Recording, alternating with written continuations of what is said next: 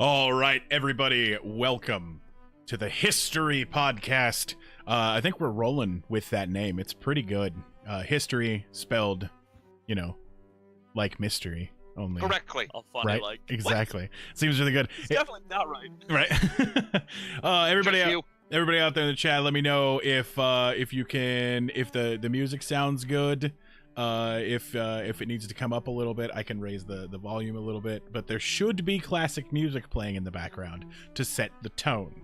So if that's not happening, we need to fix it. Gamer News Party, Andrew Wilson, Wild Bard, Witless Wonder, welcome to the show. Wild Bard asks if there is going to be more yellow fever this week, and we'll just have to see. Only time will tell. Excellent. Let's see. John Paul Jones strikes out through time and space. JPJ! JPJ, right? Joining me. Oh my god. Can we have WWJPJ D bracelets? We could. We desperately need those. And the other side of the bracelet will just say yellow fever. What would he do? Yellow fever, right? Yellow. Joining me tonight, as Here's what else. so far as always, we'll see how that works out for the future, is Tim and Dr. Tom. My people! Right? Hey. How are you guys doing on this fine I'm so evening? excited to be here. I'm happy to be home. Did you guys research the topic at all? A little tiny bit, but I didn't have a lot of time. Not a huge but issue, I know of it. right? I know of it from like other times of reading about weird history. Right. Yeah, And this is definitely I basically know the broad strokes, but I don't have any of the huge specifics. this is definitely a subject that's been covered many times on 5-minute YouTube videos, on hundreds of listicles where everybody's like, here's 11 weird facts about history you didn't know. Now, I have stretched that to 2 hours. Yeah, we're getting into the secret history. Because there's a lot of stuff that isn't mentioned. And of course, I took some liberties to add a bit of extra history because, we're going to go into a little bit about some of the history of items that, are used in the Emu War. We're going to set, Okay. yeah, we're going to set some tone of, like, some of the stuff we're going to cover here isn't necessarily the Emu War, but it definitely sets the tone for what we're going And, for like, tonight. Context. Yeah. Right. Okay, first you said like added some extra history, and I was like, did he just make a bunch of shit up? No, definitely. Yeah, the Gamer News Party mentions Lewis guns already. What can go wrong? We are definitely going to cover a little bit about the Lewis gun. Things like that. So, and while it is related, it's not necessarily the Emu War. I gotcha. Something I thought I'd do at the beginning of this podcast that I haven't actually done at the other one is I'm going to mention some of my sources, and the primarily what I got most of my sources from was Wikipedia, and their sources listed at the bottom of the article of the Emu Wars. I have definitely pulled sources. I pulled sources for my doctoral dissertation Right. from Wikipedia. Right. 100%. And Wikipedia articles work as a great outline in to look to what to research to further figure out what everything's about. So then also several YouTube videos that I went through, none of which we'll be showing here because a lot of work that they did. I don't want to just show off their work. But I definitely watched their stuff, and when this eventually goes up on YouTube, there will be a link to a bunch of YouTube videos I found useful during this. That's cool. During this, Good way to pay it back. Yeah, I figured, right? And I would be showing you guys actual video of the Emu Wars if it weren't for the fact that the Associated Press bought the rights to all of the old films from around that time on the I think I want to say Britannia Warner, or it's something like that. It's a cinema company. They bought all of the rights to all of those videos and have locked them behind paywalls because they have taken the physical video and made it digital, which has thus renewed the copyright on them. So that's being horseshit. Yeah, keeping us from actually looking at history because money. One day our podcast will have enough money to be able to be like, yeah, sure, I'll buy that. But yeah, we will. Gamer News Party says, did you mean some scummy company? Right. Well, I mean, the Associated Press is a company as well, and most companies have scummy practices. So well, that's capitalism at its finest. All right. Yep. But okay. Tonight we are going to be traveling to take a look at the Emu Wars, which is a war that was fought between the country of Australia. At that point, it was the Federation of Australia. A bunch of fucking birds. And a giant, terrifying series of birds. The country versus fauna. Right. Yeah. And as always, if you're watching the stream, the Man in Black will tell you about things that you can do to interact with the stream. So Spartan says, does Afterworlds LLC have any scummy practices? LLC Afterworlds does not exist yet. It is a DBA. What's a DBA? Doing business as. Yeah. Okay. I'm still that small. Yep. All right. Our story tonight occurs in the Southern Hemisphere, in the exotic continent of Australia. So let's set the stage for the coming conflict. Australia covers 7,682,300 square kilometers of land and 58,900 square kilometers of water. It makes it the sixth. Yeah, this is a very interesting image, by the way. That is so good. It makes it the sixth largest nation in the world, with the total area of 7,741,220 square kilometers. The first known landing in Australia by Europeans was by Dutch navigator Wilhelm Jan Zoon in 1606, but soon after, several other explorers followed. Eventually, a fleet of British ships would arrive at Botany Bay in January of 1788 and establish a penal colony, the first colony in all of the Australian mainland. In the century that followed, the British established other colonies. Undaris TV, thank you very much for that subscription. I appreciate that. 7 months.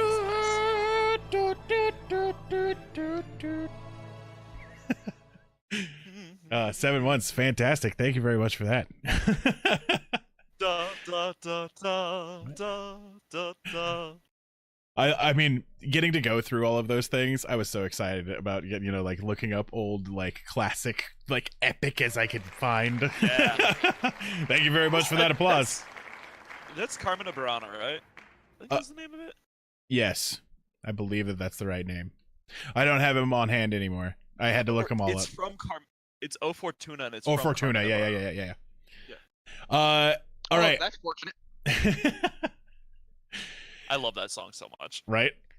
So the British established other colonies on the continent, and European explorers ventured into its interior. Fuck, I messed that up real good. All right. Sure did. Indigenous Australians were greatly weakened, and their numbers were diminished and when they were introduced to diseases and conflict with the colonialists. From shortly after its settlement, Australians have been involved in military activity in many places for a variety of reasons. Prior to its federation, Australians fought in Australia as well as abroad. They fought abroad? Yes. What was her name? Likely Betsy. I mean, it's... Yeah, that stands to reason. Thinking about the time frame, I mean, Betsy's a safe bet, or, I mean, like... Yeah. Old lady names. Yeah. Australia's track record for war is considered rather successful. Minor battles took place in the Castle Hill Convict Rebellion against rebelling prisoners in 1804.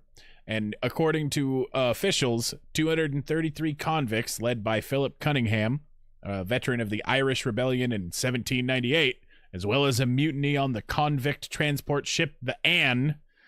There we go back to fucking stupid ship names.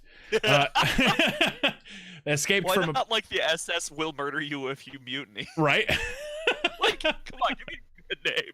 Well, it would have been the HMS. HMS, right? HMS will murder you if you mutiny. There we go. Mm-hmm. Escaped from a prison farm intent on capturing ships to sail back to Ireland. In response, martial law was quickly declared, and colonial law in the New South Wales was reestablished.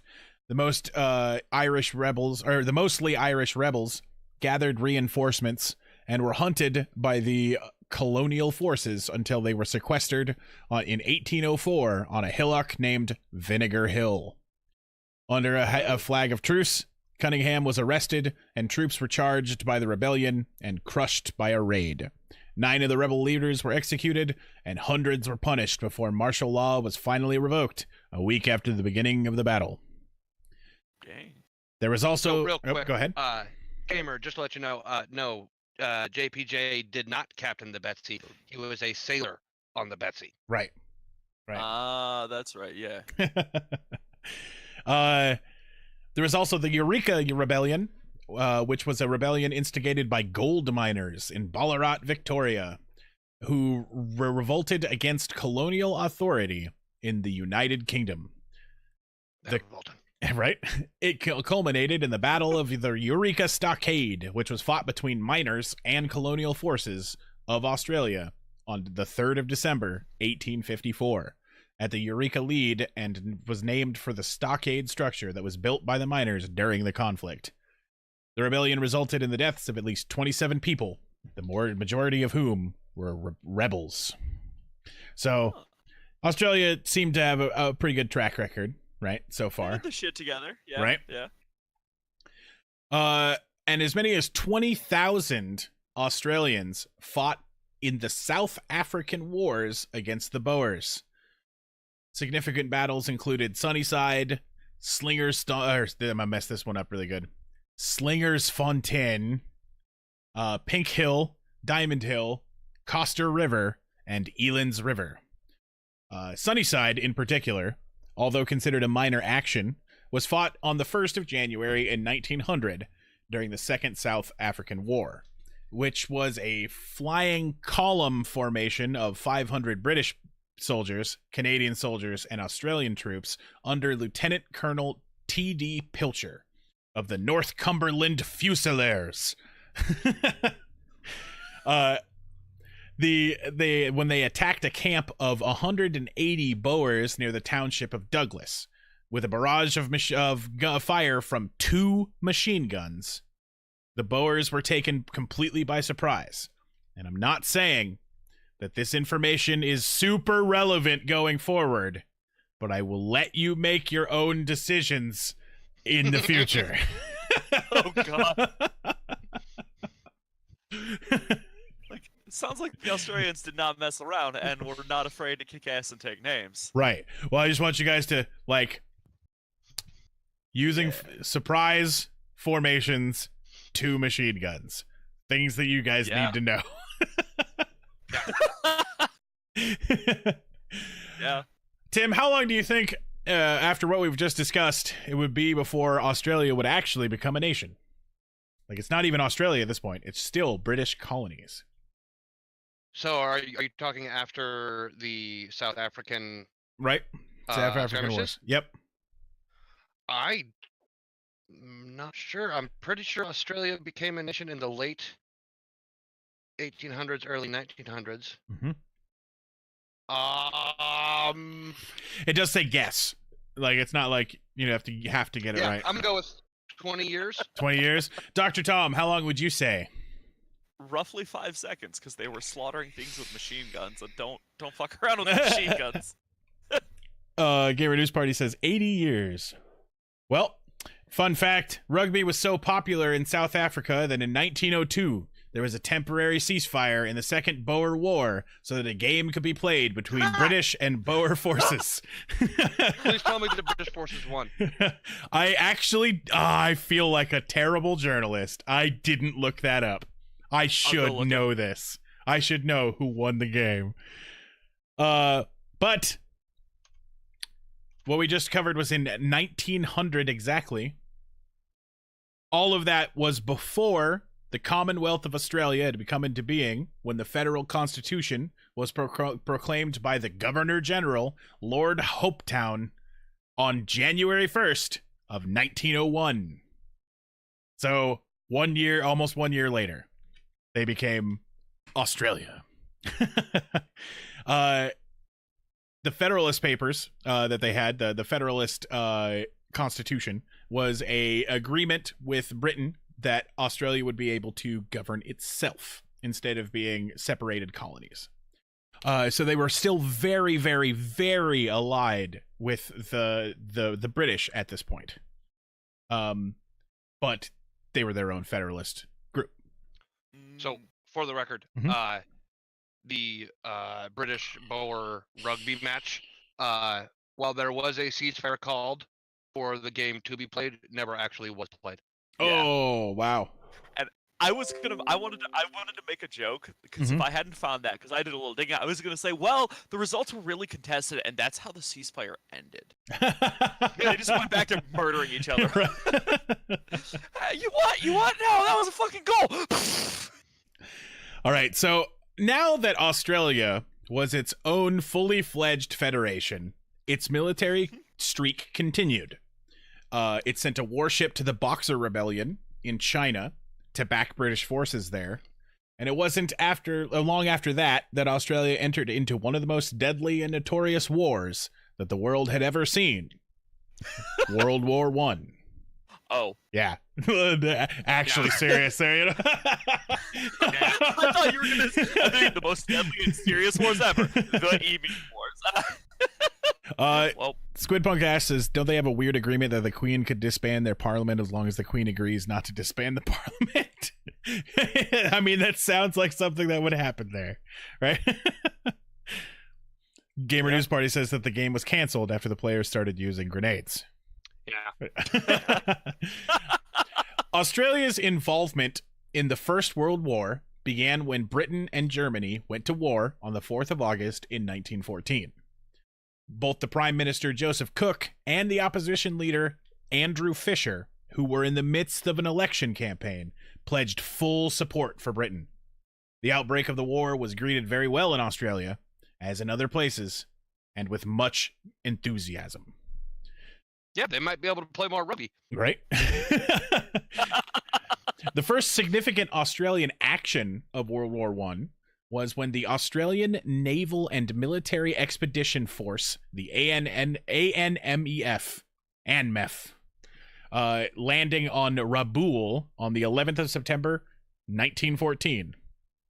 The ANMEF took possession of a German New Guinea, or took possession of German-controlled New Guinea at Toma on 17th of September, and the neighboring islands of Bismarck Archipelago in October.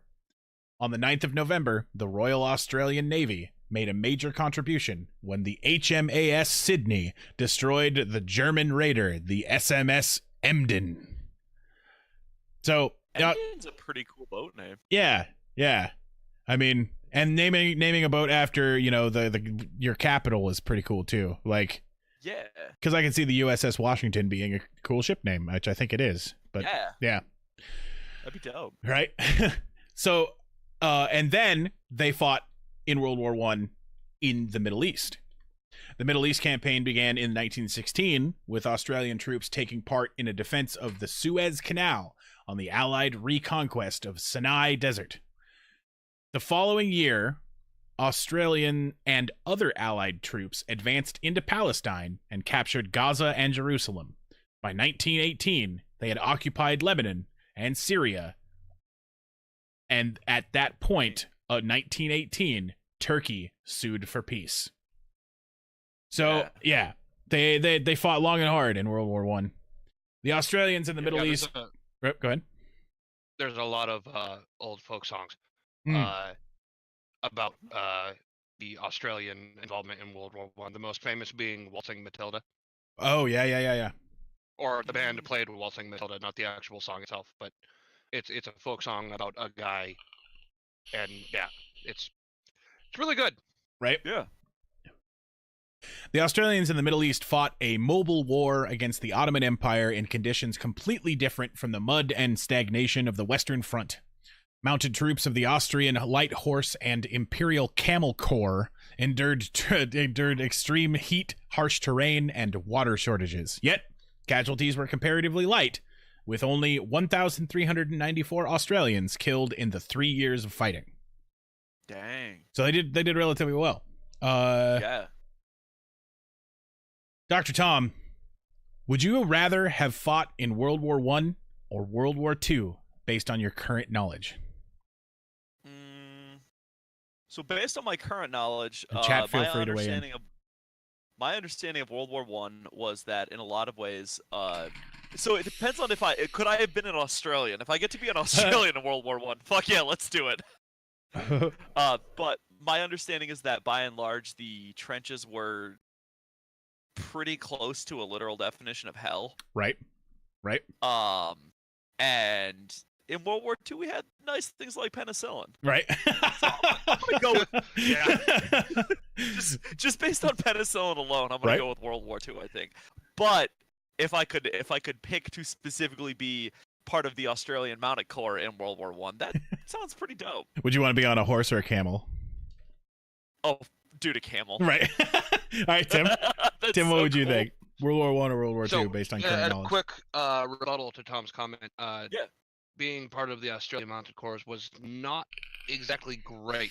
That's true. They came under a lot of shelling from the Turks. Okay, I was also thinking the water shortages were probably pretty awful.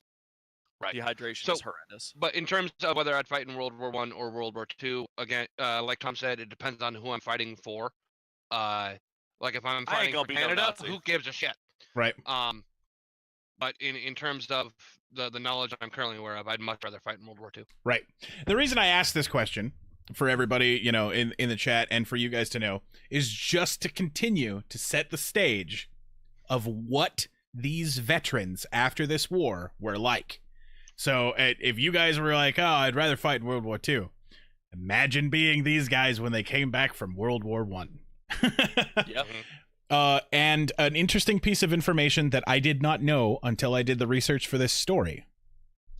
The Australian population in 1914 was less than 5 million. 8.2% of them fought in World War I. That's incredible. By and far, the Australian contribution to World War I was greater than any other country by populace. Yeah, per capita. Yeah. Per capita. Yeah. And because I'm assuming back then it was almost entirely men fighting. That's like roughly 1 in 6 of all Australian men fought in World War I. Yep. Including, God, that's like, I would almost even say like potentially like approaching half of their men of serving age or of service age. And this number does not count the women and children at home serving in non-combat functions. So yeah. This was Australia does fuck around. Right. Holy crap. With the end of World War I, Australia found themselves with a bit of an issue. They had pushed their military to larger levels than they had ever done before. With 300,000 now battle-trained soldiers returning from overseas, what were these soldiers going to do? A lot of the soldiers, it's actually the opposite. It's pretty funny. A lot of jobs had been created for the war effort, and now those jobs are gone, and people were starting to get worried. Yeah, the war had drastically changed Australia. Until now, Australia had been relatively unknown. Buried deep in the southern oceans, on a hostile human island, were a bunch of colonists who had recently become their own government. But by the conclusion of the First World War, Australia, due to its sacrifice per capita of any other Allied nation, is now on the map. Well,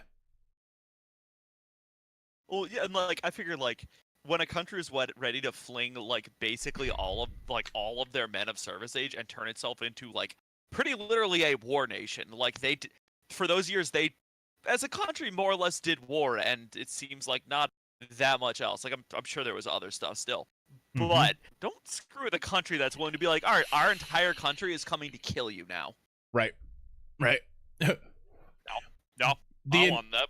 As the ensuing peace talks unfolded, the Australian Prime Minister established their presence on the international stage by going blow for blow with British prime ministers, Japanese emperors, and an American president who described him as a pestiferous varmint. What does pestiferous mean? Like pestilent, like pestily? Yeah. Okay. Yeah, he was That's a good word. Right. At the end of the war, the end of the war left Australia with another issue, and that was just as trying as the conflict itself, which was taking care of the survivors and the war widows and their children. Yeah. The long-term cost of medical care and welfare benefits to the returned soldiers and the dependents of those who didn't return was on a scale that they had never before encountered. At the peak, a peak of 283,322 war pensions were being paid in 1932. Ooh, yes. dang. A very large amount of pensions there. Yeah, and especially for a country of only 5 million, that's right. so much. Real side interesting bit of trivia. Do you know when the last person receiving a Civil War pension died? Mm-mm. I'm gonna guess 1940s, early 1940s. I want to say 2010. Oh, okay. They're still alive. Oh, wow. Wait, what? Ha. No es posible? So there was the specific person I'm talking about was very, very young when she married a very, very old Civil War veteran, and she received his pension, and then her daughter is still receiving that pension. Gamer News Party got it. Says there's a couple active, possibly. Yeah.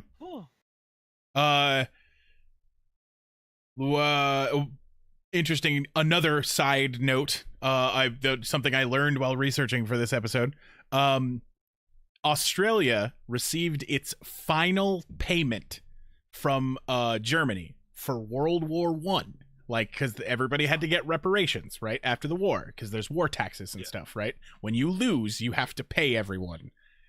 They received their final payment in 2010. Wow. Yeah. Because my understanding was, I remember an old history teacher of mine who did his dissertation on interwar economics.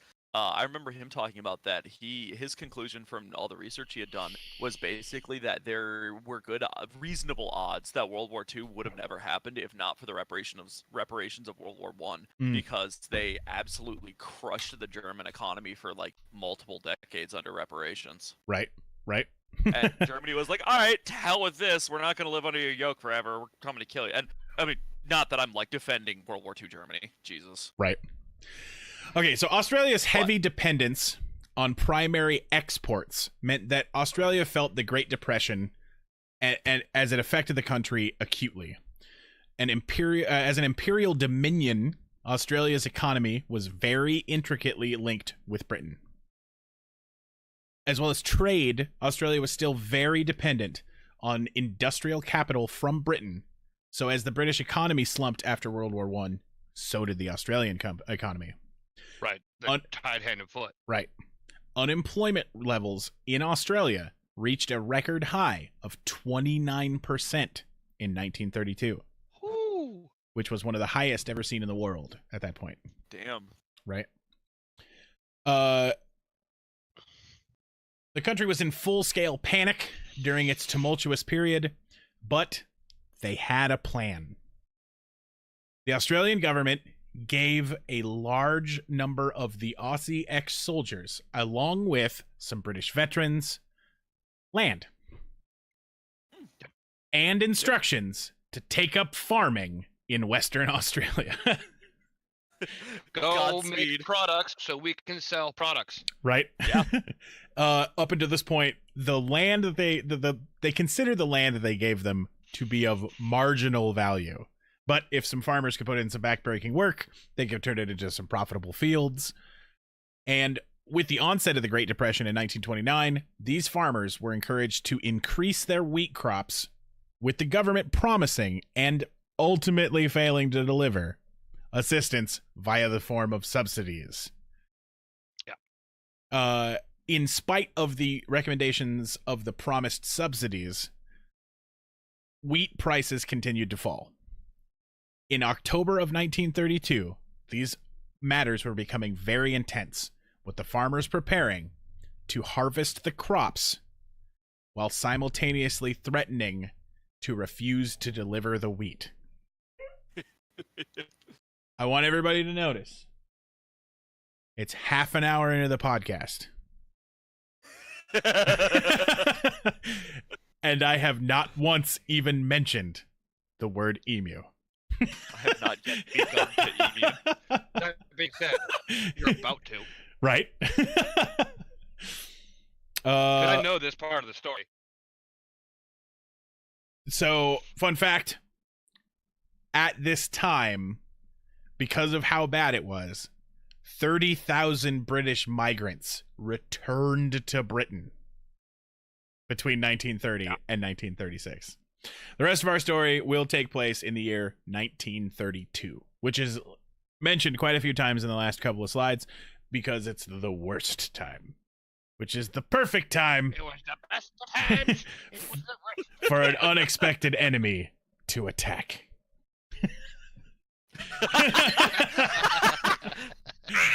Right? Enter So evil. right. Enter Dromaeus nova hollande, which is also known as the emu. It's the second largest living bird by height, following its relative, the ostrich. Wait, they're not the same thing? Nope. No, not at all. Not at all. I did not know that. Nope, they're a completely different animal. They're in the same genus, but they are they are different species. Okay. Emus are soft-feathered, brown, flightless birds with long necks that reach up to about 1.9 meters, which is 6.2 feet in height. So That's a tall bird. these are big birds. These are big birds. Yeah. Squidpunk asks if So- there's anything in Australia that isn't toxic, venomous, poisonous, or bitey. Nope. That includes the people. Right? And Gamer News Party says that I mispronounced evil. So for the record, Tom, the ostrich is native to Africa. Didn't actually. It's not endemic to Australia. It was brought to Australia at one point for farming, but then they got loose. So now there's a wild population of ostriches. Right. Alongside emus. Don't but fuck with the ostriches. Right? Yeah, ostriches are native to Africa. Okay. So emus are usually solitary animals, but here's an important piece of information. They will gather in flocks when large quantities of food are available. Oh, Like no. especially food that's, all of one type, all in one big giant location, almost like it's being cultivated. Right? Like it's Yeah. like somebody's Oh, getting no. ready to That didn't click until Tim said that. right? So emus regularly migrate after their breeding season, heading from the coast of the inland regions. With the cleared land and additional water supplies being made available for livestock by the West Australian farmers, the emus found a place that was prime habitat. The emus ravenously and in mass consumed the crops, particularly in the marginal farming land found around Chandler and Walgoon. The birds. So a little bit. Okay.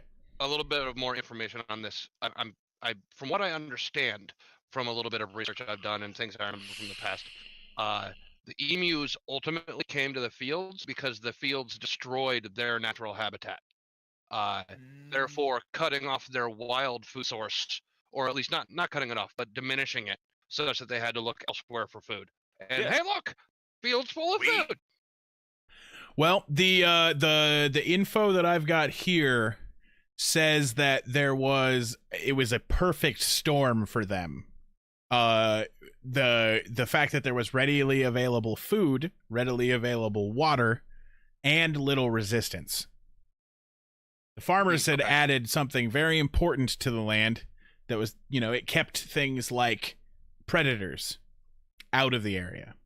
Those were fences, right? Right. Large fences. And they're also meant to keep out things like rabbits and other smaller animals that would, come in and devour your crops. But these birds are not careful. Each one of them was capable of eating roughly 1.5 pounds of grain each, but in order to do so, they also consume stones to keep in their gizzards. Wait. Yeah. Yeah. So these birds eat rocks. That's common with ostriches as well. Right. They also eat charcoal, although the reason for this is unclear, according to the research that I was able to find. They just eat charcoal. I wonder if they just think it's a rock. Yeah, it's very possible. I mean, it's a really dark rock. Right?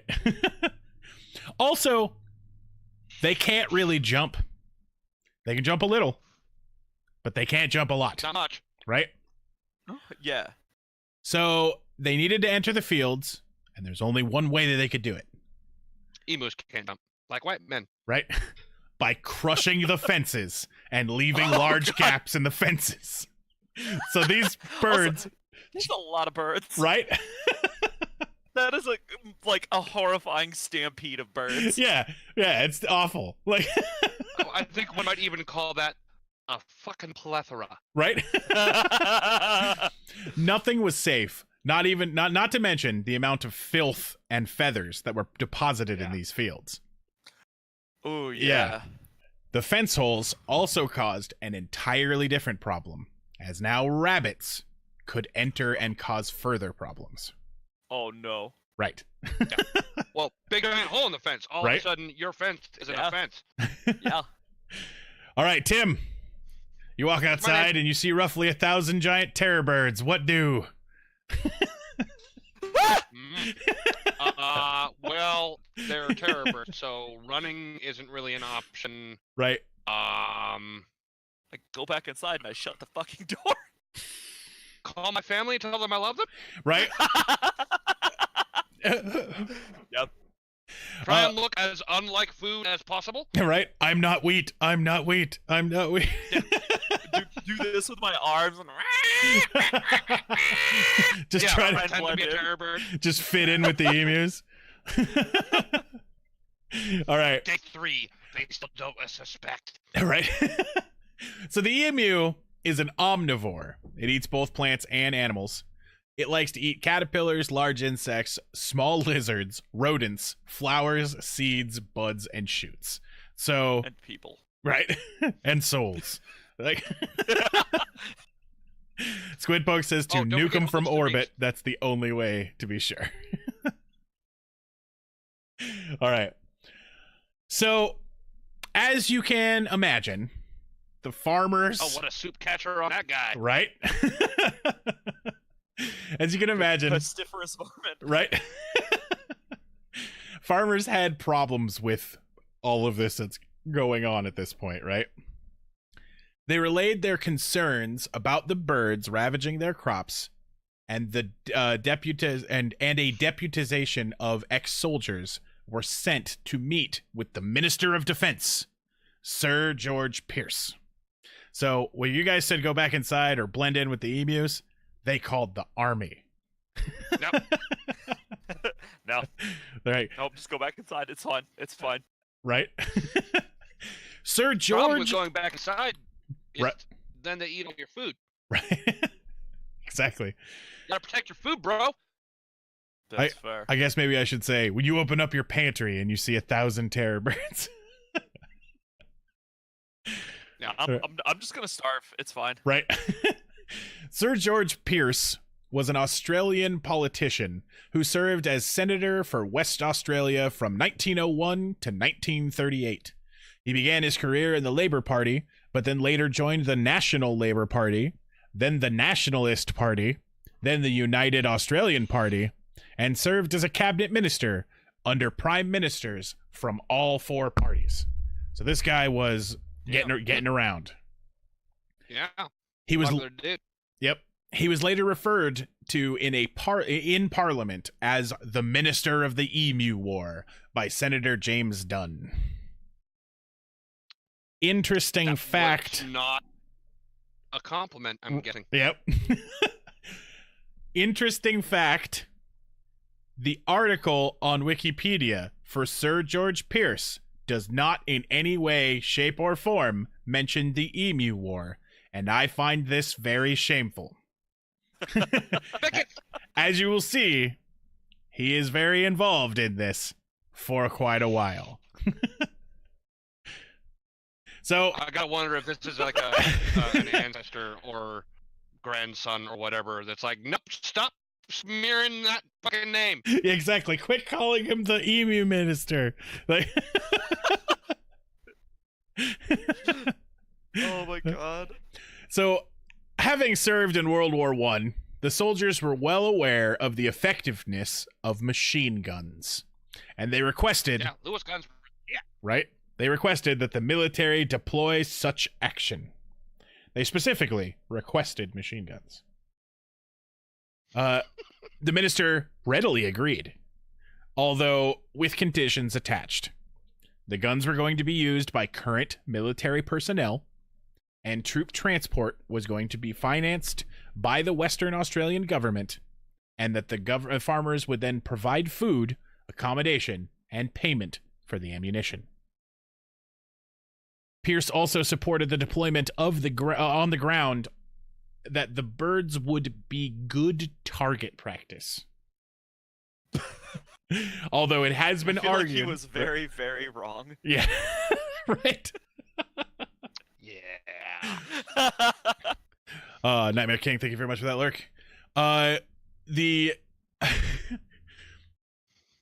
Sorry, I lost my spot here because this is funny. Although it has been argued that some in the government viewed this to be a way of being seen helping the Western Australian farmers and to stave off the secession movement that was brewing at the same time. And towards an end that a cinematographer, here's the word that I was looking for earlier, Fox Movietone, that was the company. But Fox Movietone and all of their films were purchased by the Associated Press, so we can't watch them because capitalism. Fuck you, Associated Press. Right?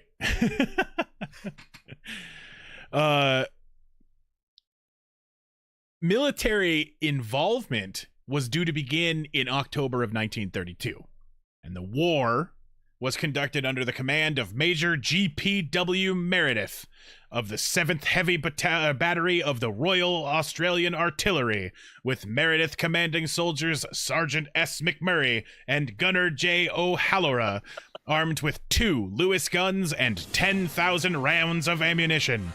Nightmare King 92, thank you very much for that follow. Perfect timing. Welcome to the Illuminati. And here's something I wanted to point out. I watched tens of Emu War videos and read a metric buttload of articles about this. Right now, you are all witnessing the first time that this image has been shown, that this is a picture of Sergeant S. McMurray and Gunner J. O'Halloran. I got this by looking through the scanned archives of the website trove.nla.gov.au and its newspapers. This was from the front page of the Daily News on November 3rd, 1932. Hashtag journalism flex. Hell yeah. And we will be reading from this newspaper later in the show. But everybody had pictures of Meredith, Major Meredith, but nobody had pictures of the other two guys who served. This is the best picture I could find. It is terrible. You can't see anything about them, but this is the two guys. Yay. Right. These are silhouettes. It is 1932. It's difficult to get a good photo in 1932. That's long exposure times. Right. That's true. Right. And then it was translated into the earliest form of dot matrix printer, right? Like, right. I mean, Yeah. it's not like you could take the picture and then look at your camera like you can today and go, was that a good picture or not? It's like a minute exposure time, and then you got to take it back to the lab and develop it, then print it to find out if it was good or not. Right. So, Dr. Tom, thinking back to our episode on JPJ, we're about to have the first attempt at something. Hard times are ahead. What do you think will be the first problem that Australia will face? Yellow fever! God damn it, you just took my answer. Sucker! Are you guys both saying yellow fever? Well, Think back to no. the first time a big grand plan was attempted.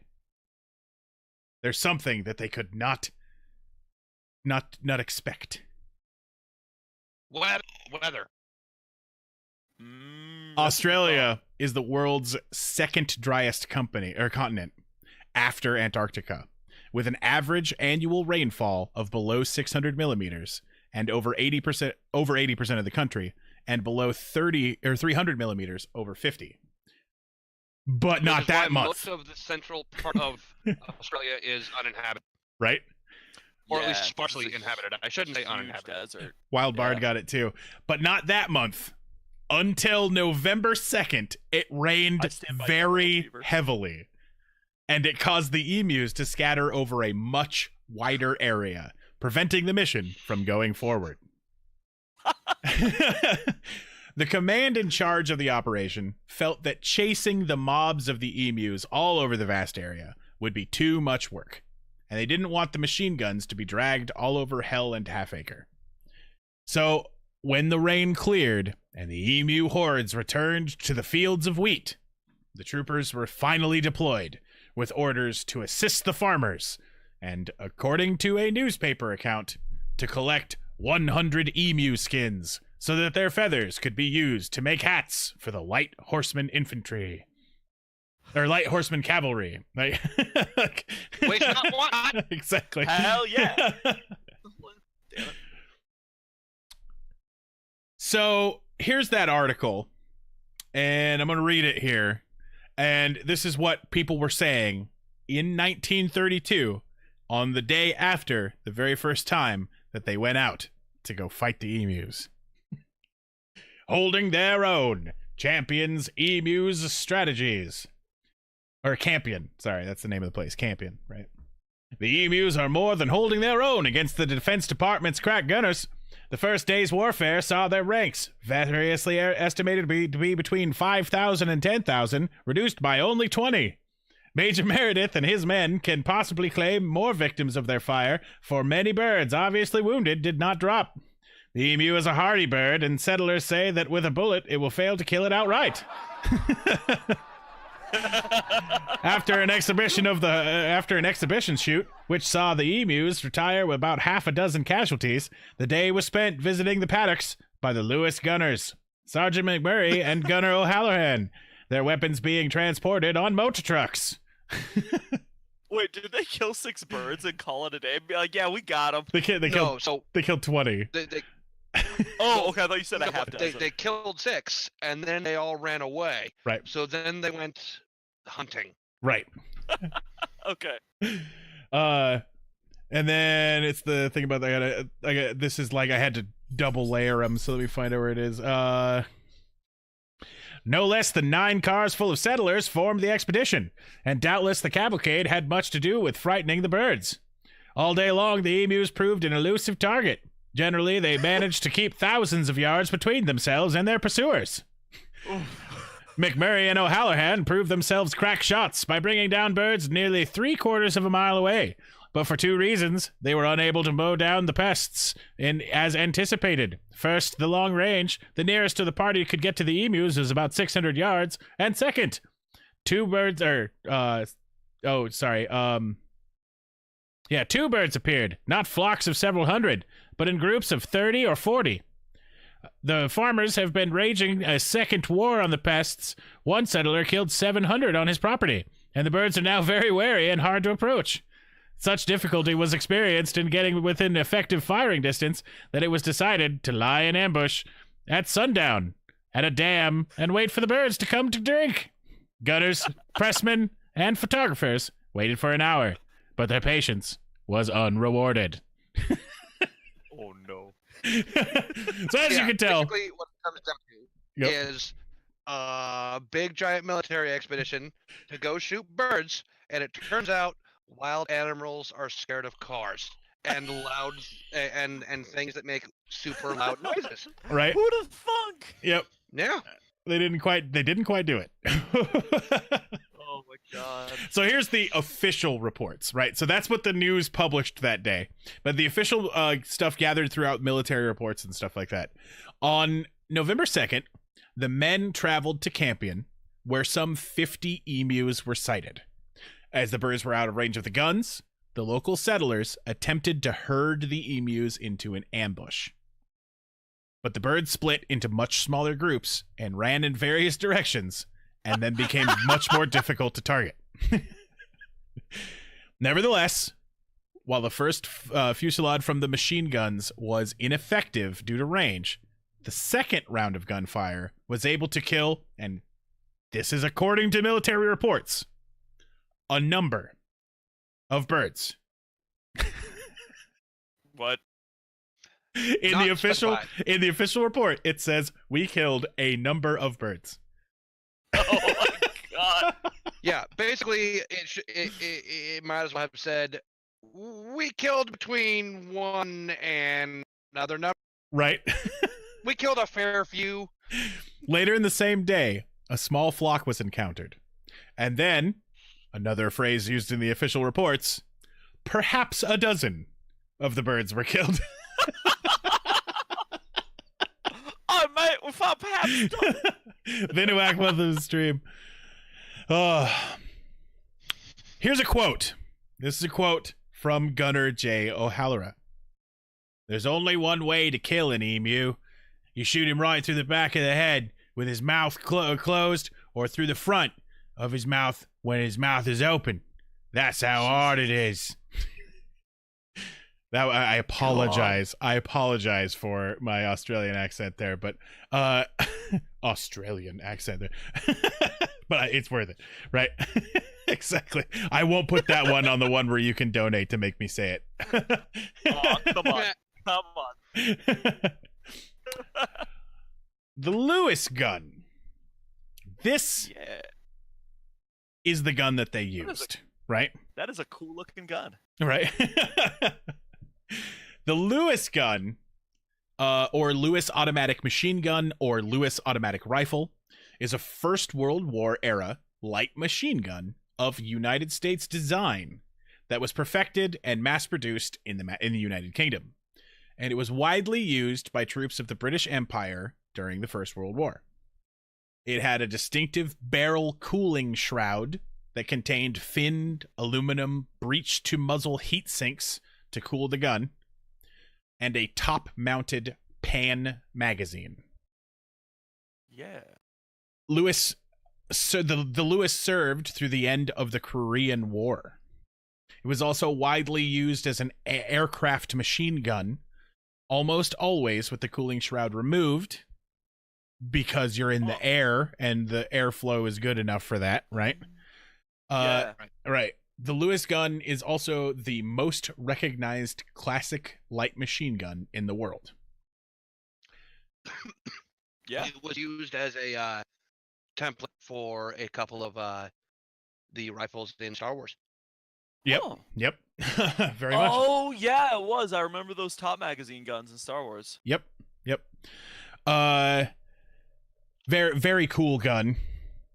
Yeah.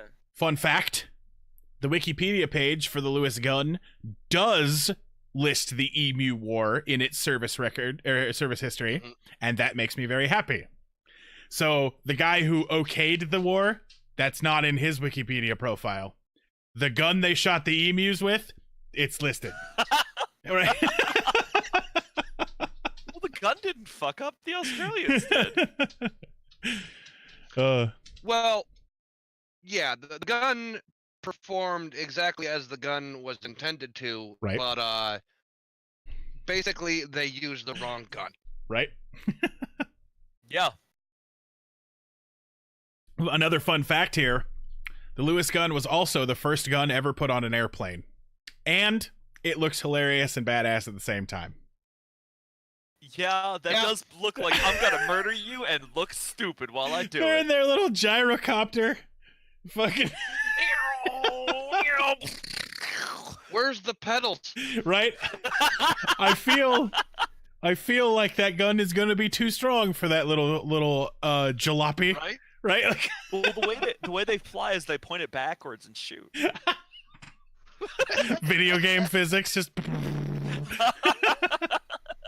We've only got enough bullets to make it half a mile. Well, we'll kill a lot of Germans on the way. Exactly. Save the other clip for the trip back. So on November 4th, Meredith had established an ambush position near a local dam where more than 1,000 emus were spotted headed towards their position. This time, the gunners waited until the birds were very close before opening fire. A hail of bullets rained down upon the emu forces, at least until the gun jammed. After 12 birds were killed, and the remainder scattered before the gun could be repaired, and any more emus could be shot. Oh, so you God. So, Tom, you were saying that the gun performed its job? Turns out it didn't. No, it didn't. No, it didn't at all. Sure it didn't. You had one job, Lewis Gun. Right.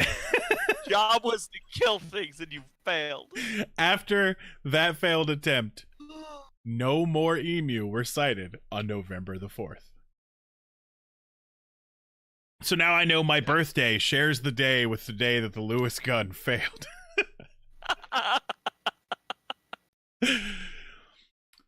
So, in the days that followed, Meredith chose to move his forces further south, where the birds were reported to be fairly tame. That slide is terrifying. Right?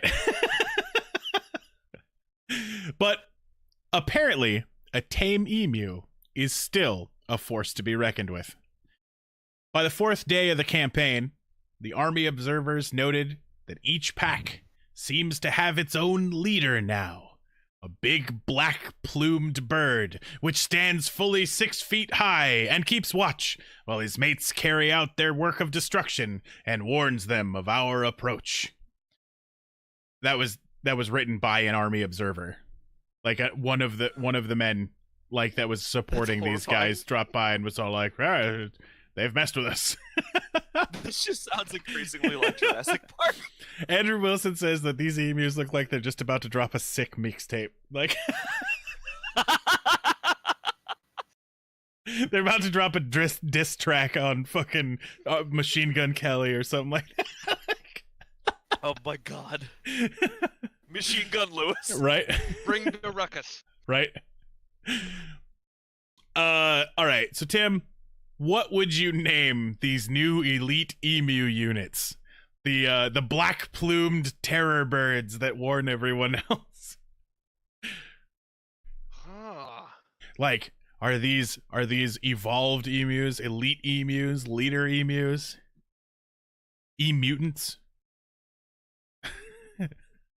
I'm trying to think of like something along the lines of like black emu down or something like that. I almost lost my coffee there. It's pretty good. How about you, Dr. Tom? Do you have a name for these new elite emu units? I mean, you said black-plumed terror birds, and I was like, yeah, okay. Right. We're done. Yeah, we're done. Right. Black-plumed terror birds done. Well, please kill them all. Every last one. Gamer News Party says emu too, like right. I do definitely want to mention Andrew Wilson says everyone else in the world is playing a PvP MMO, and Australia's over there playing a pure PvE experience. Right? It's too good. All right, here's another quote for you guys, and this is from Major Meredith himself.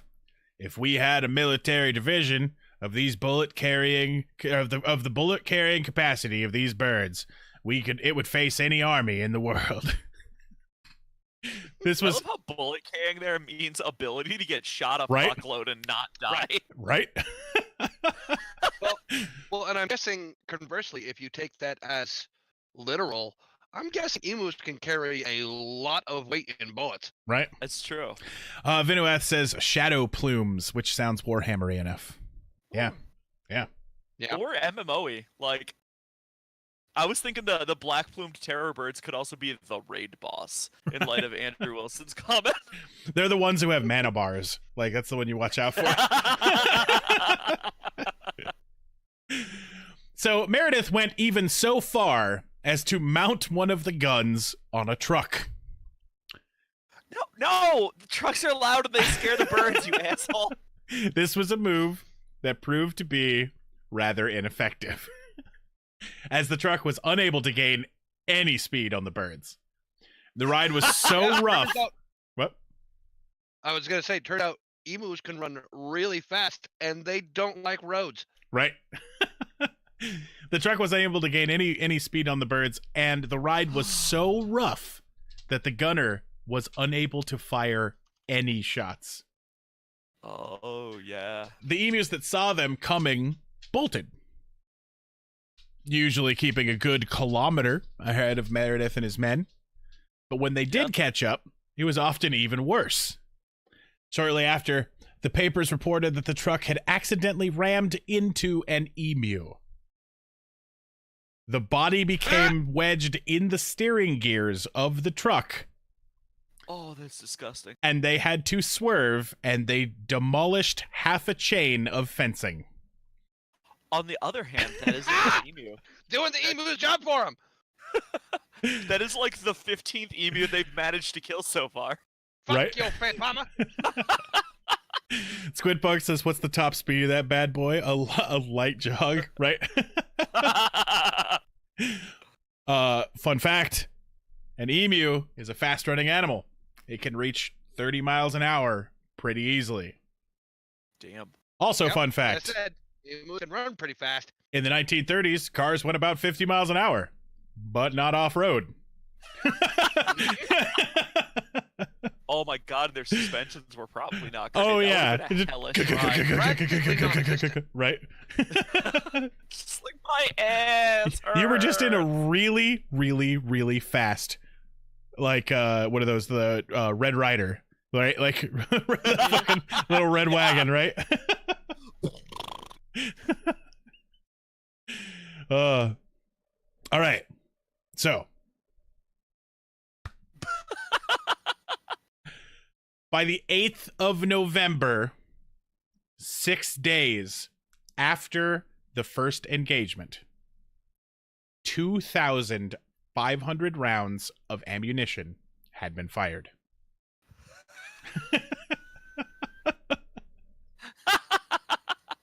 Yeah.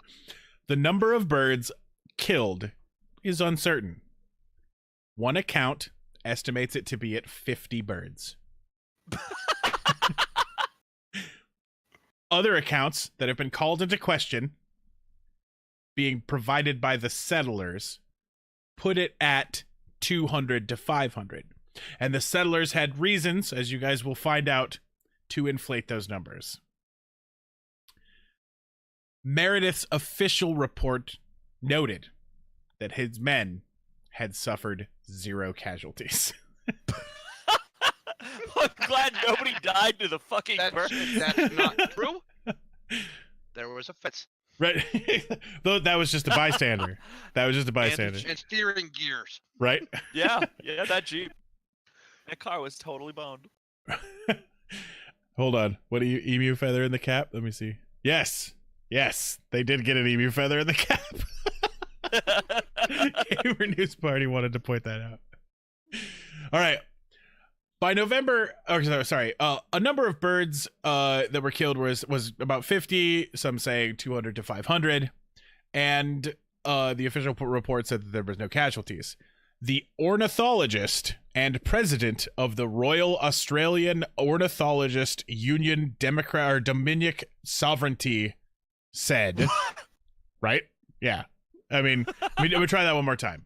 The Royal Australian Ornithologists Union Dominic Sovereignty, his name is Dominic Sovereignty, commented that the machine gunner's dreams of point-blank fire into a serried mass of emus was soon dissipated. The emu command had evidently ordered guerrilla tactics, and its unwieldy army soon split up into innumerable small units that made use of the military equipment uneconomic. A crestfallen field force therefore withdrew from the combat area after about a month. Oh my god.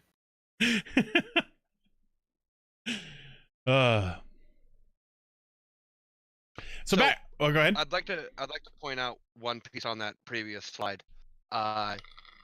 They talked about constructing a 52,000-pound fence, and pounds as in units of money.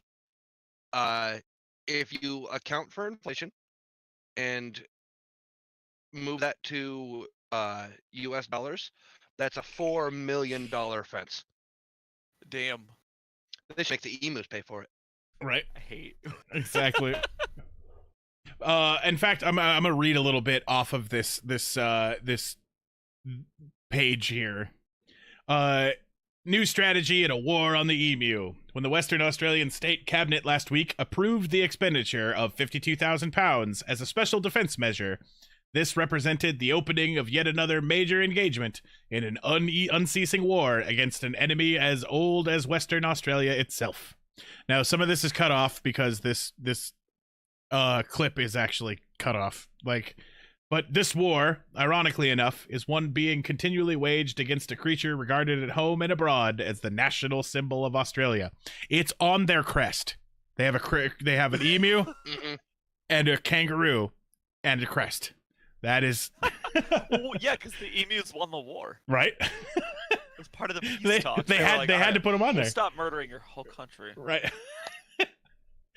The enemy is the tough, prolific, gangling marauder of the sand plains, whose species, ever since the beginning of agriculture in the state, has invaded in a frenzy of hunger, and since the finest fields at the time of ripening and the harvest to shear off crops with a voracious beak and to trample, and then it cuts off. Non-flying native emu has become for farmers a pest that has cost millions of pounds in lost production in recent years. Now the state government has drawn up plans for a new defensive engagement against the pest. Its strategy is based on a decision to build a 52,000-pound emu-proof fence. The fence will be about 135 miles long. I think that we should learn in our current government. You can get that pretty easily. It's only like 150 to 52,000 pounds. We can get a fence. Let's get the Australians to build us for it. Anyway, Right. And it will be joined to the government-maintained rabbit-proof fences, which stretch across the great part of the state. We got the rabbit fence and the emu fence. Right. Oh my god. Those the zones that the experts now hope to pen them They merely hope for they know from experience that the emu is a tough and unpredictable adversary. The Western Australian government and farmers for generations past have employed a variety of methods to control the menace, including poisoning, trapping, and shooting on a grand scale. These have met the best with mixed results, and even in times have resulted in such farcical and humiliating defeats that there are many officials and experts today in the state who cannot bear to be reminded of the outcome of some of the more ambitious efforts of emu destruction. It became surprisingly obvious that the open warfare against the birds was useless because of the speed of their retreat and maneuver, and even became apparent that toughness of their feathered hides made them immune to glancing volleys of machine gun bullets. Jesus. The second-day expedition leader decided upon the more careful strategy. The party rose to a daybreak to prepare an ambush near a dam, where 1,000 birds had been reported to be moving. When, just after daylight, a wave of bobbing heads appeared up in the distance. The detachment of the armed farmer companions were bushed in... And then I can't read the rest of it. The rest of it is really gone. It's all cut off, right? But, okay.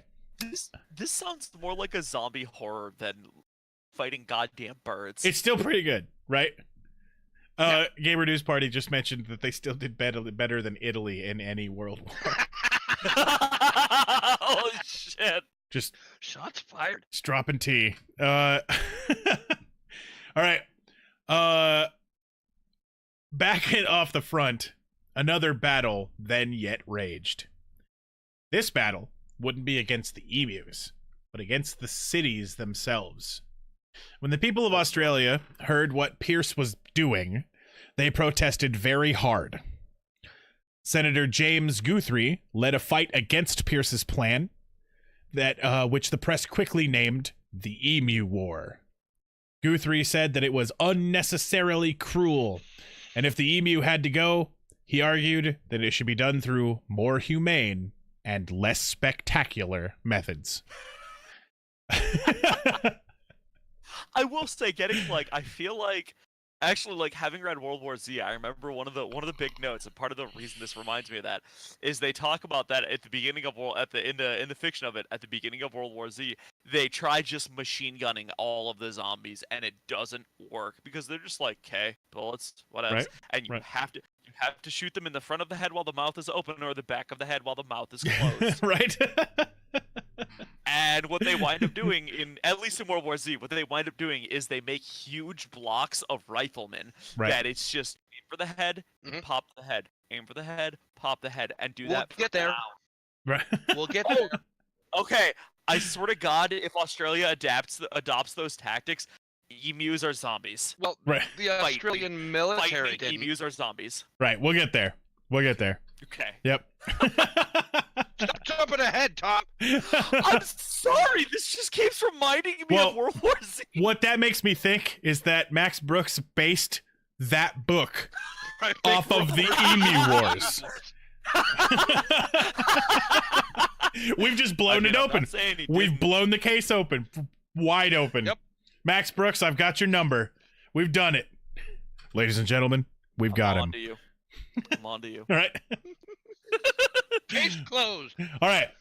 So over the next few days, the papers on the East Coast were filled with think pieces calling Pierce's attacks a brutal form of mass slaughter and rhapsodizing the emu as the great Australian bird.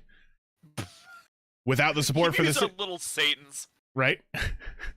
Even without the support of the city, the Emu War marched forward.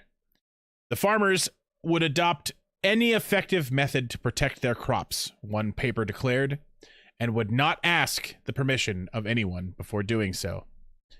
On the 8th of November, representatives from the Australian House of Representatives discussed the operation. Following the negative coverage of the events in the local media that included claims that only a few emus had died, Pierce withdrew military personnel and the guns on the 8th of November, 1932. So on the same day, they withdrew all of their forces. After the withdrawal, Major Meredith compared the emus to the Zulus and commented on the striking maneuverability of the emus, even while badly wounded. It had seemed... Yep, go ahead. Oh, just right? I'm just at the Zulu comparison. It's just like, oh my god, Australia, please be less racist. Right. It seemed... It wasn't racism. It was a compliment. They had a great respect for the Zulus, and they were the reason they were comparing the emus to the Zulus is they were comparing them to people that they thought were really, really good warriors. Okay. Yeah, they fought for a long time over there in South Africa. They were they were tenacious. They had amazing maneuverability and guerrilla tactics. It was the Zulus were definitely respected by by the military. Okay.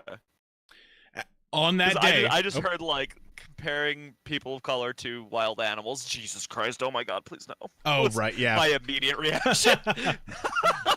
So the 8th of November, 1932, it seemed that Australia had suffered its first defeat on home soil, and the emus had won the Great Emu War. Squawk! Victory screech! All right, Dr. Tom, if you were in charge of this operation, what would you have done different up until this point? The big thing is, honestly, the World War Z thing. Get like 30 people with rifles who are sharpshooters and walk on foot or use horses, maybe. Right. But something that's quieter than a goddamn car. Right. And walk around and pop heads. I also think it's probably more humane than like a bird that takes a bullet to the torso and runs off screaming and then dies 3 days later. How about you, Tim? Anything you would have done different up until this point? Much along the same lines of Tom. People have been hunting for centuries up to this point, and they've been doing it with precision weapons. That's if you're going to kill the emus, that's what you need to do. You do not use the machine gun. They're horribly inaccurate and incredibly expensive. Spray and pray costs a lot of money. But ultimately, I would have done what they eventually did do. Don't give it away. Don't give it away. Right, I'm not. Right. But I would have done eventually what they did do. Right. Because the other... Oh, yeah. I won't comment on it because I know what the real the best answer is. So, but yeah. My other thought is that, like, more or less, you when it comes to weaponry, you use the minimum amount of force and expense possible to get the job done. And with that in mind, because a lot of guns are weapons for killing other humans, they're not built for killing. How much do emus weigh? Like a few hundred pounds? I don't actually know. I didn't have that on hand. I think a little bit heavier than that. Okay, but either way, they're a lot bigger than humans. There's a lot more mass to them. Oh, I'm sorry. So that's completely wrong. 79 to 88 pounds for an average emu. Holy shit. Okay, I was thinking the caliber of the bullets was too small for body hits to just down them. Because, like, if you hit a human in the torso, a lot of people will go down. Right. My thinking was, when it comes to, like, hunting deer, as far as I'm aware, part of the reason that you need aim for vital points is because the caliber isn't big enough to just whoomp down on anything less. Right. Gamer News Party says get Maxim machine guns instead of Lewis guns and more than 2. Spartan says drones, firebombs, put a bounty on their corpses, make stuff out of the bodies, let people do it for you. Gamer News Party also says or field guns with shrapnel. And Spartan says a 303 rifle could knock one down easily. So, I'm not gonna lie, they make stuff out of their bodies. I'm like, okay, the Monster Hunter approach. Yeah, sounds good.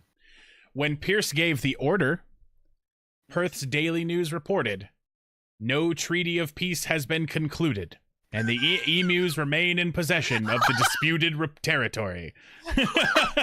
I'm just imagining a bird with a pen in its beak being like, ah! Right, and signing the peace treaty. Right. After the withdrawal of the military, the emu attacks on crops continued. Farmers again asked for support, citing the hot weather and drought that had brought the emus invading the farms in the thousands. James Mitchell, the premier of Western Australia, lent his strong support to a renewal of the military assistance. At the same time, a report from the base commander was issued that indicated 300 emus had been killed in the initial operation, which the numbers were very varied, right? The settlers didn't accept it either, and if Pierce wasn't going to support them, they would find a new champion. And they found one in Labour Party Secretary George Lambert. The farmers sent... George, you hater Lambert. Right? The farmers sent Lambert a telegram. And the telegram read, "Gunners withdrawn. Imperative they should stay. Emus beginning to reappear in large numbers. Can you do anything?" Lambert was the right man to call, it turns out. Lambert was he railed against his fellow politicians for dropping out of the Emu War, and he didn't mince his words. This is what he said. "It's all very well for you city pussyfoots in the House of Representatives to make a little of the attempt of eradicating emus with machine guns. But the farmers, they don't think it's so funny." Well, I damn well think it's funny. Right?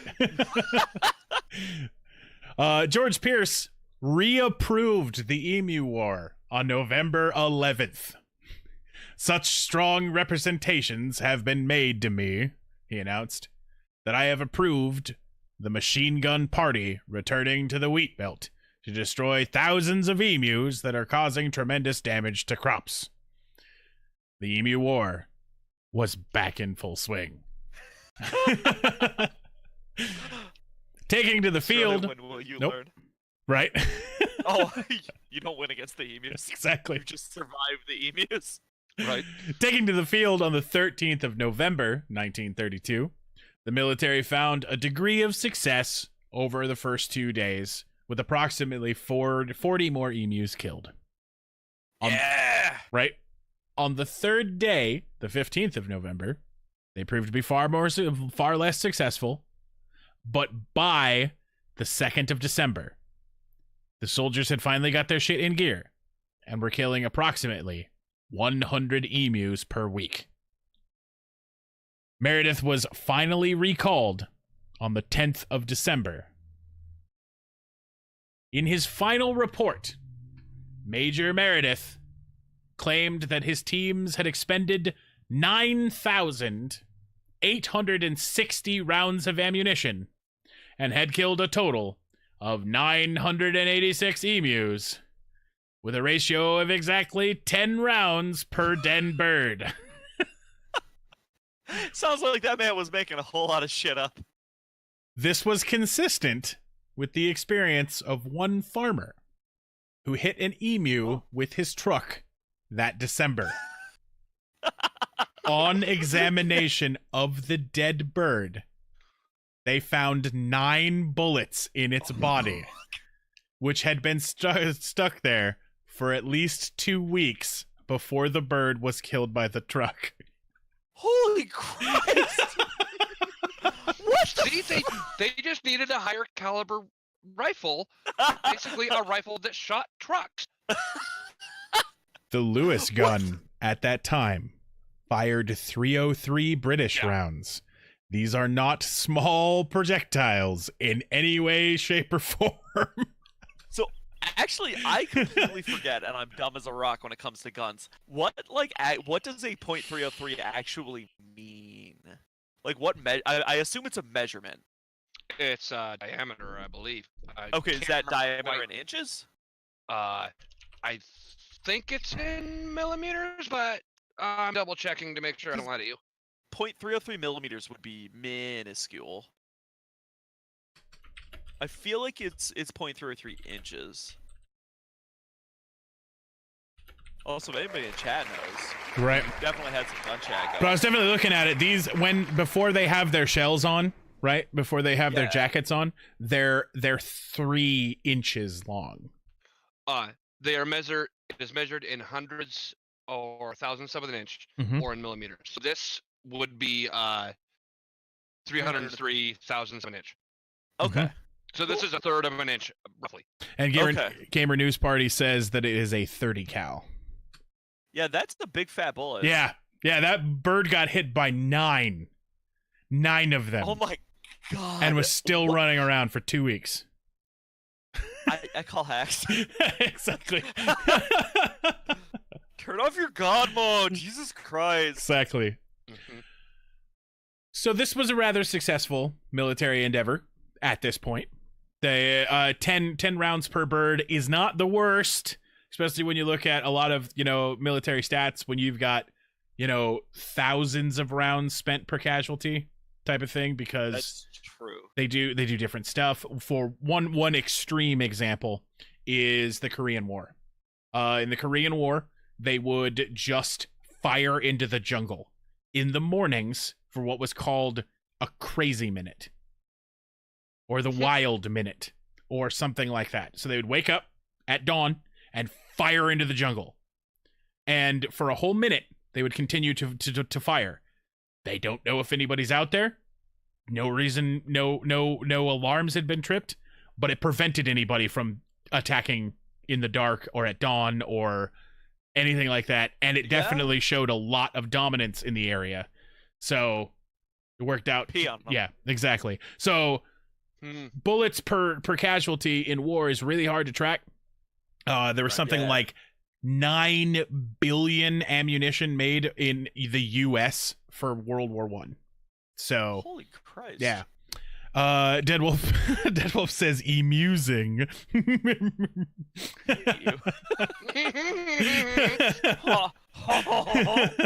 All right. But the emus didn't stay away forever. 3 years later, the country was hit with another drought. And at this time, oh no, the emus came back. The farmers wanted another emu war, but the government wasn't about to go down that road again. By now, the story of the war had spread around the globe. And it kind of turned Australia into a bit of a laughingstock. And they didn't want it to make it any worse than it already was. Instead, they made an intelligent decision and began what they called the beak bonus system. The government put a bounty on every beak torn away from the corpse of a dead emu. This worked much better. In the first 2 months alone, 13,000 emu beaks were claimed. And by the end of the first year, 30,000 beaks were claimed. Right. And why send 2 guys out when you can offer a bounty and suddenly have a few thousand soldiers? Right, exactly. Soldiers. And they're spending their ammo on it. Nobody's paying for it. Exactly. Well, it's not even that you're sending out soldiers, because what you what you ultimately need here is not soldiers. You need hunters. Yeah. Right. And you're the people who live out in the country. I don't want to say this as a generalization, because I don't want it to be stereotypical, but a lot of people that I have personally known who live in a rural setting supplement their food stores with hunting. Right. Yeah, honestly, they know how to do it. I've been a city kid my whole life. I now live in a relatively small or large town, but it's not a city anymore. But I've never been hunting in my life. I want to. Some of my friends here in Oregon go hunting and will take a deer, and that's meat for several months. And it's like, okay, I'm happy to save $1,000 on meat and just eat venison for a year. That being said, I have a friend whose family basically had to do that. It was their only way of really getting a ready supply of meat. They couldn't afford it. And he said to this day, he hates venison. That's fair. Because he always had it. Always. Very fair. Yeah. Apparently the music does end at some point. Oh, it's running again. There we go. I don't know why. Okay. Weird. But yeah. I'll have to keep an eye on for when that happens so we can make sure it keeps going. It's supposed to be like 6 hours of music. It shouldn't end. Huh. Anyway, instead, okay, by the 50s, Australia then completed its 135-mile long emu-proof fence, and the days of the emu raids came to an end. Did you say the 50s? Yes. Yeah. This started in the early 30s, didn't it? Just making sure. A- Oh my 18, God. 18 years after the Emu Wars. Oh my God. That being said, this isn't like a barbed wire fence. This is a quote-unquote emu-proof fence. It's tall and it's stout. It's gonna take a little bit, and unless you've got a huge amount of crews working on it, which they wouldn't want to pay them, Right. Yeah. it's gonna take a bit. Maybe not 18 years, but a bit. Just the fact that the Emu Wars went for 18 years is amazing. The farmers in the West, though, they never forgot the Emu War. Up until the fence was built, they called for militia every time the emus created a problem. And to the world, Major Meredith and his men were a joke. But to these farmers, they were the men Heroes. who saved their livelihood. Yeah! If it weren't for these brave men, we would be speaking emu today.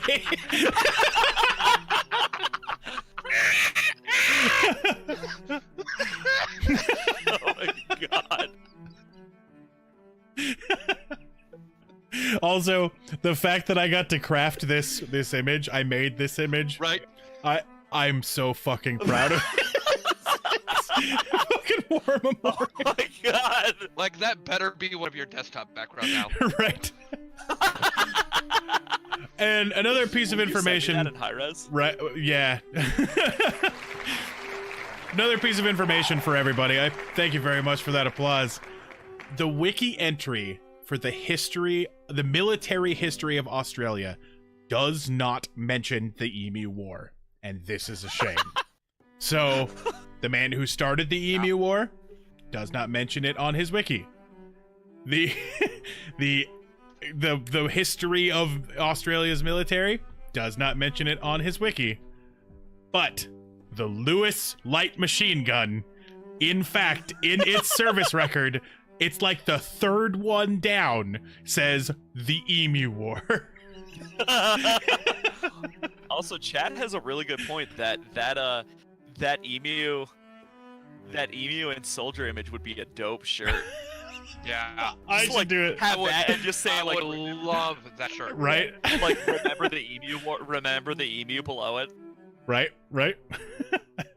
the alley mew. And I could even put that quote there, the thing that says that we'd all be speaking emu to this day. Like,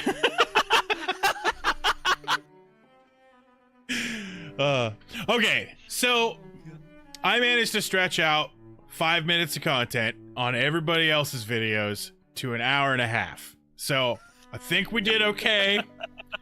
This is my second episode of preparing content, so now I know a little bit more. The funnier it is, the faster we go through it, because that's how it goes. But there was more. I mean, I guess I have to find the yellow fever for every story, and that totally, I mean, totally helps with the time of the content. Oh, on that note, Udo and I have a mutual friend who tagged us on a post on Facebook recently after last Thursday's show. Apparently, they are pretty sure they have found the wreck of the Bomber Shard. Right. Off the coast of Britain, cool. and they think it's still relatively intact and visible from the coastline. Right. All right, so when we make it big and we're rich as fuck, we're going to the Bon Richard. Exactly. Right. Bonhomme Richard. Yep. Hell yeah. That was where he took the Serapis. Yep. All right. So next Thursday, everybody, it's definitely a show you want to come watch. Yeah. Next Thursday's topic is going to be the World War II animal heroes. We will definitely be covering Wojtek the bear. Yeah! And several heroic canines who served in World War II. And every single one that I've found so far served in official capacity. Wojtek was made a private in World War II. I cannot remember the name of the dog right off the hand because it's a very simple name and I messed with it, but it starts with a J. She right. She was the first animal official POW soldier. Yeah. And then there are going to be quite a few official rescue animals that are going to be covered, things like that. But it's going to be a really, really good episode. So now that we have, I'm gonna roll the exit so we know where to cut this one. But stay tuned, everybody. Oh. What if it was JPJ, but it was a